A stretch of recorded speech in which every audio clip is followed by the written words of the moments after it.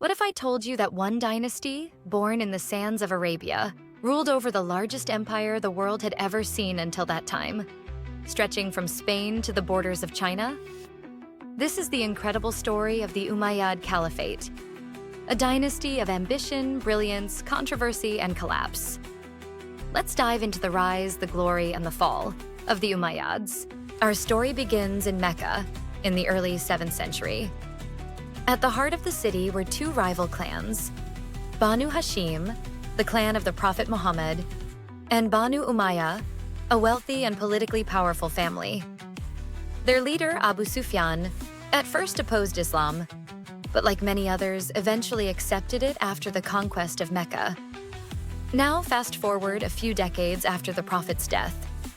After the rule of the Rashidun caliphs, internal divisions began to shake the Muslim world, especially the civil war between Ali and Muawiyah. Who was Muawiyah? He was the governor of Syria, a skilled diplomat, and yes, the founder of the Umayyad dynasty. When Ali was assassinated in 661 CE, Muawiyah took over as caliph. And just like that, the Umayyads rose to power, marking the start of something new. Not just a spiritual caliphate anymore, but now an imperial dynasty. The Umayyads wasted no time. Under Muawiyah and his successors, the caliphate transformed into a well-oiled administrative machine.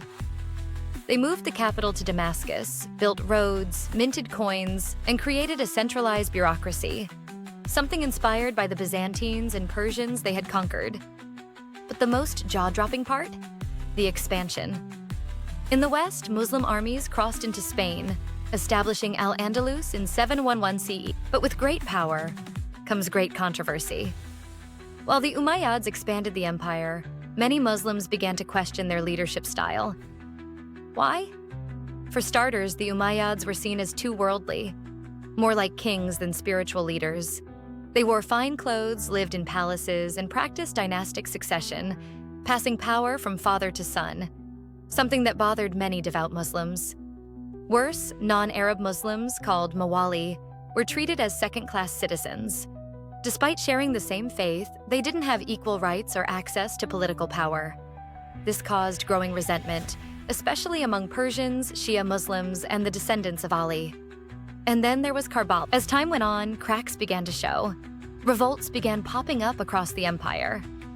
The most dangerous came from Khorasan, in the east. Here, a powerful underground movement known as the Abbasid Revolution was brewing.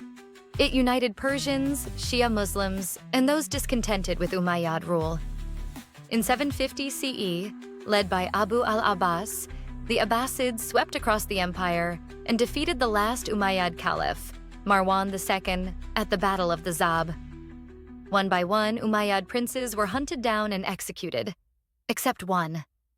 The Umayyads ruled for less than a century, but their legacy shaped the Islamic world forever. They were the first dynasty to transform Islam into a global empire, leaving behind dazzling architecture like the Dome of the Rock and setting the stage for future Islamic civilizations. Yes, they were flawed. Yes, they were controversial.